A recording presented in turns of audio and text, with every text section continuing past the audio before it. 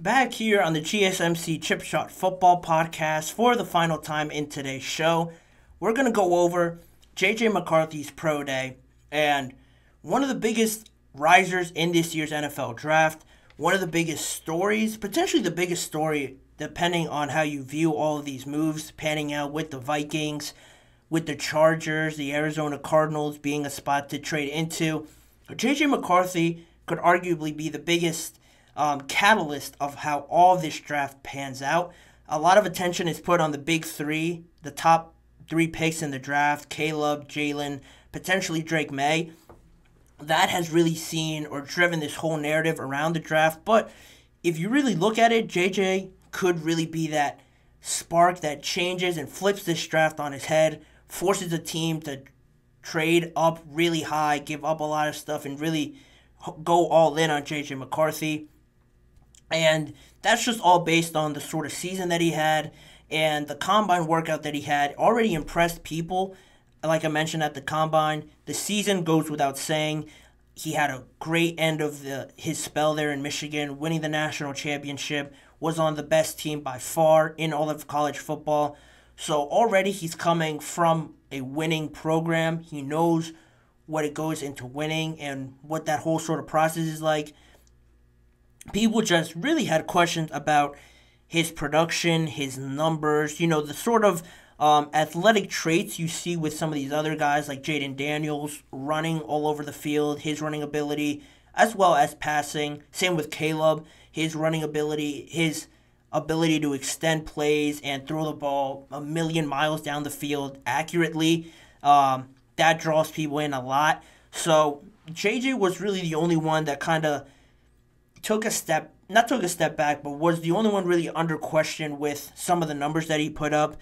Just last season, he had 2,900 yards, 199 average per yards per game, and had 713 attempts in his 3 seasons there at Michigan, which was the lowest among the top 4 prospects in this year's draft. So, those numbers are lower than a lot of people, but the caveat there is, the winning. He was part of winning, being successful in college football, winning the championship and all of that.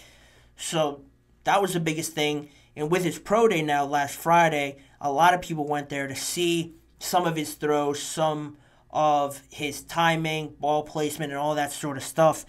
And I think a lot of things, just from what I saw on social media, I'm sure everyone's seen it by now, the throws that he makes, the one where he rolls out left, turns around like 360 and just chucks it down to the back left side of the end zone to Blake Corum. That one drew all the attention. A lot of throws were great and just on the money, just from what I saw. He threw a lot of the deep ball as well to show all the naysayers that, the deep ball wasn't there. His arm strength wasn't to the level of a Caleb Williams.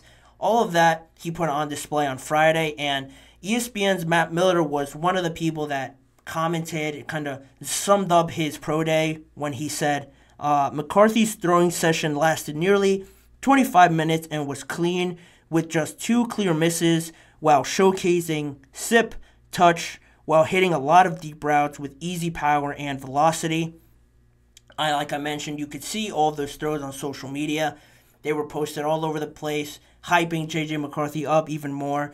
And I think his rise and seeing this sort of develop now with general manager scouts, I think them realizing now that he is, in my opinion, I think he's top 3.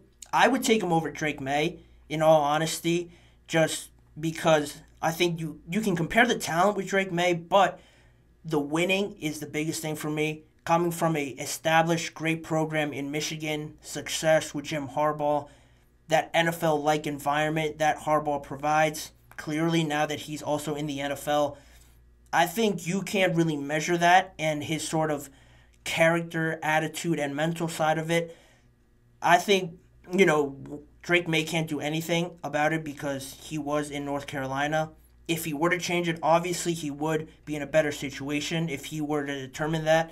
But because of that, not being able to determine where you go or how it all pans out with your team, I think JJ was fortunate to be in such a great situation with Michigan, and that panned out the best for him, obviously, with the success that they had. I think really that's the deciding factor for me. He's coming from a established and very stable organization with Michigan and Jim Harbaugh, which just really tips the scale for me in deciding between him and May. When it comes to Jaden Daniels and Caleb, I just think they have that talent-wise thing that you really just can't teach or can't develop in some quarterbacks. I think the gap is still close. I'm not saying Caleb and Jaden are up here and JJ's way down here. I think it's more sort of like here-ish, just because JJ, I think, has impressed people and has shown people his arm strength and arm talent is better than what they anticipated. But with Caleb and Jaden, I just think they provide a bit more of that special trait. I could be completely wrong, and some teams like the Commanders or the Bears draft JJ ahead of Caleb and Jaden. You don't really know, but that's how I would evaluate them. And he answered some of the biggest questions, like I mentioned. And when they asked him about it afterwards, what sort of things he wanted to disprove out here or prove to these NFL teams was, he said, I just wanted to showcase the questions they had about outbreakers to the left and putting some air on the deep routes, stuff like that. I felt like I did that today. I'm pretty confident with the showing I put out there, and so on and so forth. He went on to talk about that even more. And like I mentioned, I liked what I saw out of his pro day. When I was talking about the combine just, again, a few weeks ago, I mentioned how JJ, by throwing at the combine, I think really helped him to start those tricklings, those whispers between scouts, like, oh, like this kid's like pretty good. This kid's actually better than we thought. Jaden and Caleb had the pleasure of being talented and not really having to do that with questions around Drake May, I think, and JJ. By Drake May not throwing at the combine and JJ throwing at it, I think he kind of elevated above Drake May in that aspect, for me at least. And now having this pro day, showing out even more with some crazy throws that impressed scouts and wowed everybody on social media with that, brought more eyes to JJ, I think only increased his chances of going up more on boards. And the other side of it, the personality, the character-wise thing, like I mentioned, I think that was his biggest trait. I think that's the biggest thing that people are left really impressed the most with. Yeah, the arm talent and the on-the-field display surprised them, pleasantly surprised them, but with his character, I think that's the thing that they were most assured of, the thing that they really don't have to worry about with him. So he already gained a gold star in that category. Now they are pleasantly surprised in all these other aspects. It has risen him up to top 3, top 4 level of a talent. And it all really just depends on fit and how these teams evaluate them. Obviously, the biggest thing about this whole draft is the Vikings and how they could shake this whole thing up if they trade up and try to get JJ. Because I think he's still seen as the one still looking out. Not in my opinion, but that's just how I think the media paints it right now. Trading to that 4 spot, I think people would still believe that JJ will be in it around there. But if I were the Vikings and I saw this pro day, how impressive it was and how good of a feeling he left for all these teams, I would really be going after the Patriots and trying to trade for that 3rd pick, because you don't know what the Patriots would really do. Again, no surprise, I would trade back if I was the Patriots, but if they were to go with a quarterback, they could very well take JJ, and maybe the Vikings don't want Drake May. A lot of teams feel like the Vikings are in on J.J. McCarthy and wanting him to be their franchise guy. He's already had meetings with the Giants and the Commanders prior to his pro day. Now this week he has a private workout with the Minnesota Vikings, so that already is showing me some interest, legitimate interest from the Vikings. So that's one thing.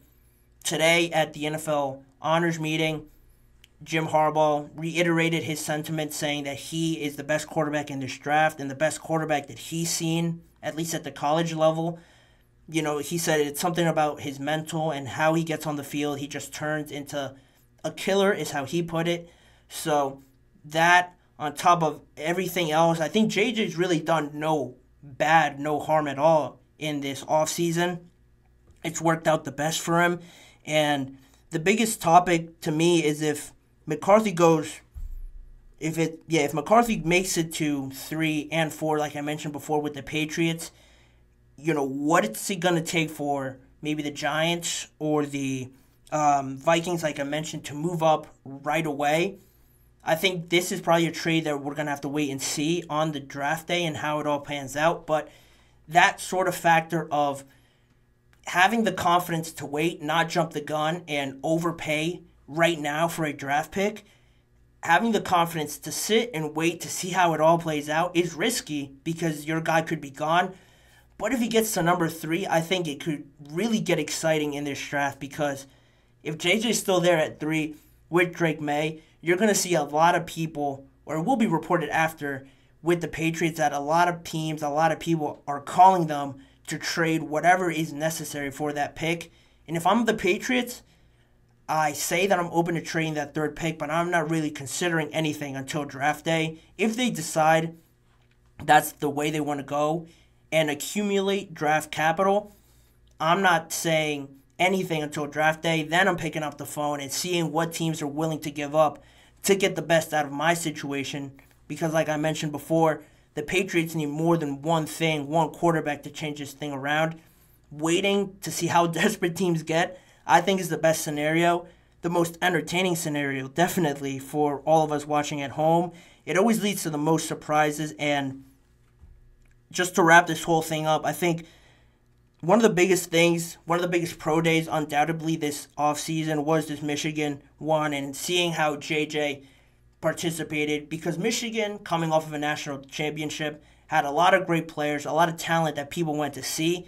I think it says a lot about how good JJ really is if he was the one that made all the headlines, if he was the one that drew the most eyes, was the one most talked about at the end of the day, because they had players like Roman Wilson, Chris Jenkins on the defensive line, a bunch of offensive and defensive linemen that are very great.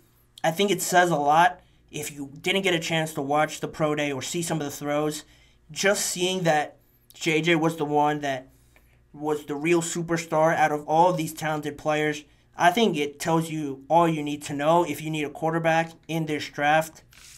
There's no category or box that JJ really hasn't checked at all throughout this offseason. Like I mentioned before, he's been great in the interviews. Probably that's what's been the most talked about thing for these teams. They just needed to see the on-the-field product, and I think he blew them out of the water. And again, I'll say if I'm drafting, I am taking JJ. I'm making sure JJ is the 3rd one taking off of this board. If I'm the Vikings, the Giants, the Raiders, the Broncos are in there as well. If JJ makes it past 2, I'm taking him without a doubt. That's just me and how I feel about it. Again, I would love to know how you guys feel about it, what you guys think. If you leave it in the comments below, I would love to see what you guys think in the comment section as well. But in saying that, I'm excited to see how JJ develops and how this whole thing develops with the draft and trades and stuff like that. It's only going to get crazier, which is the good thing for us and for me, getting to talk about it more and more. But in saying that, that is where I'll leave that topic. And unfortunately, I have run out of time in today's episode. And now, as always, I want to remind you guys to please like, follow, and subscribe to the GSMC Chip Shot Football Podcast presented by the GSMC Sports Network. Make sure to also follow the network on Facebook, Instagram, X, and TikTok for more of the network's content just outside of sports as well. There's a lot of good stuff out there around the network. If you want to see more of me and this show, check out the GSMC Sports Network channel and the GSMC Podcast Network channel on YouTube for more of the live shows that are all on there that I recorded before, as well as YouTube Shorts that are posted every weekday as well, and individual segment videos if you missed a segment or want to go back and watch one of the segments that you really liked, it's all on there on both of the channels as well. Make sure to tune in every weekday at 6:30 p.m. Eastern Time for more football conversations and stories around the NFL with me, Manny Moradiaga, as your host. Thanking you guys again, as always, greatly for tuning into this episode. I will see you guys all tomorrow. Take care, guys.